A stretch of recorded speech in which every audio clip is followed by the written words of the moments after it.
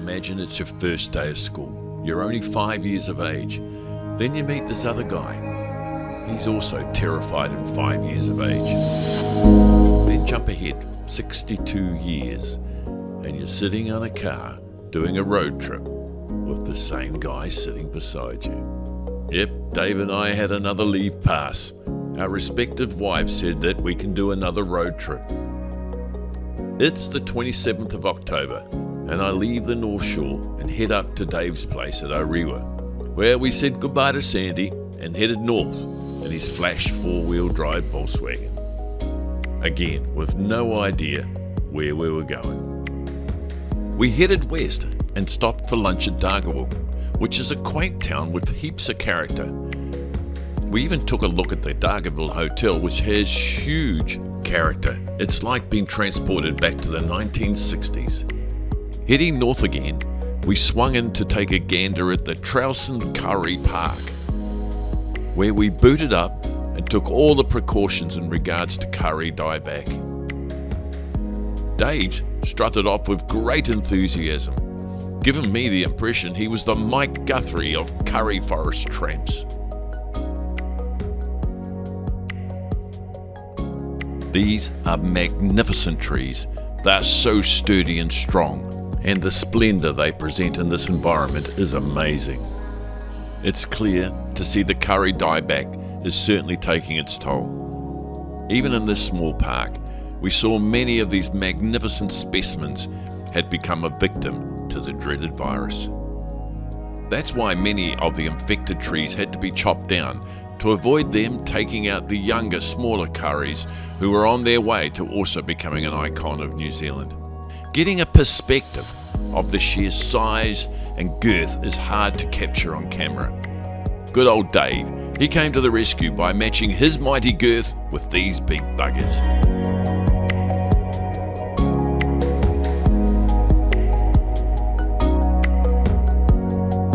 You can't help but imagine how the settlers, when breaking in the land, must have dreaded having to tackle one of these big fellas, with only a handsaw and an axe. Challenging, even for the most hardiest of bushmen.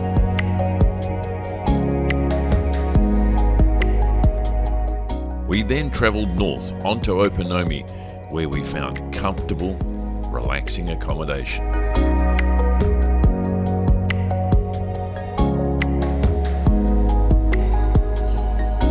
It's Friday the 28th of October, day 2 of our road trip. We travelled east a short distance and drove Dave's flash Volkswagen up onto the Brawini ferry. Dave seemed chuffed. I suspect he was reliving some sort of childhood fantasy of driving his flash Volkswagen on water. We get to the other side and had a sit-down breakfast at Kai to Go, then ventured onto this little town called Kohukohu. Suddenly, Dave leapt out when he caught sight of this building.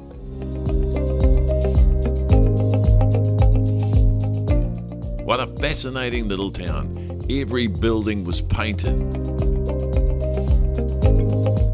Obviously, these locals took pride in the appearance of their little town. Well done to them.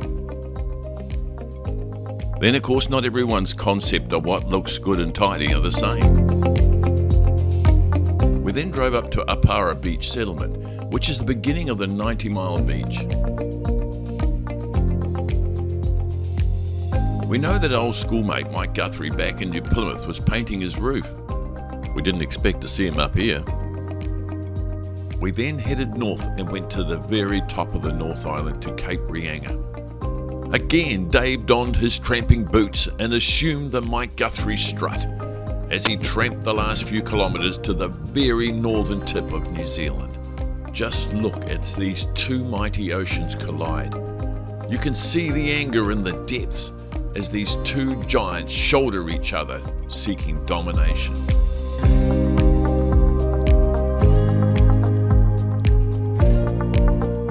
We then drove down to the Kerikeri Peninsula, and despite the rain, we really enjoyed this beautiful bay, where Dave and Sandy had previously camped.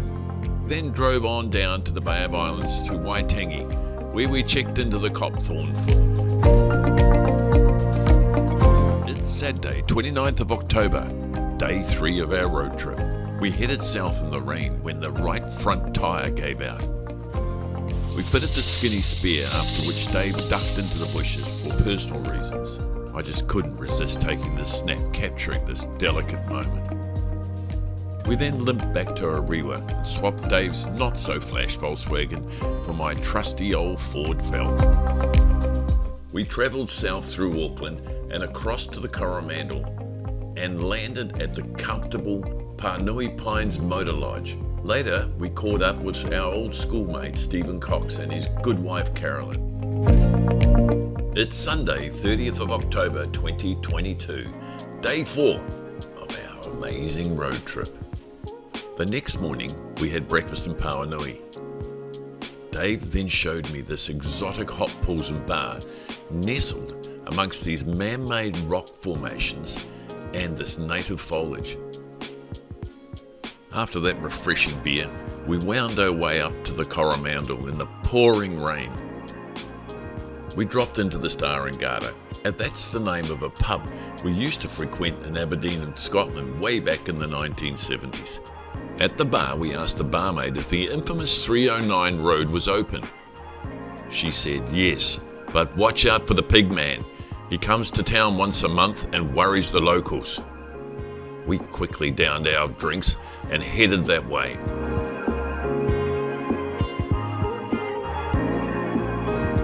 Over the gravel road in the rain, and by goodness, it was not hard to miss. We continued up the 309 road and saw these strange, quirky things on the side of the road. Well, it takes all types. We continued on the infamous 309 road back to Pauanui, where we looked at the upmarket Grand Mercure Puka Park Resort. Wow, this is flash. It's Monday, 31st of October 2022, day 5 of our road trip.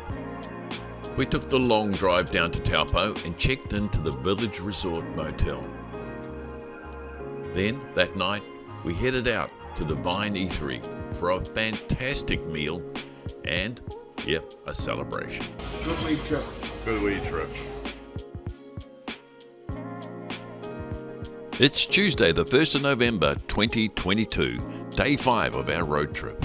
Dave showed me a couple of his favourite trout fishing spots.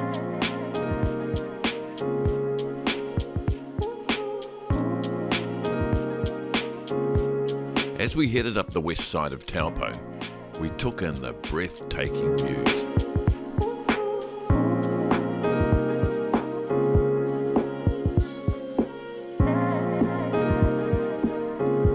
We travelled up to Matamata where we caught up with another old schoolmate, Neil Mumby. After a refreshing beer with Neil, Dave and I headed up to Orewa where our holiday ended. I got to say, my old mate Dave, you're good company, and I thoroughly enjoyed the trip. Good wee trip. Good wee trip.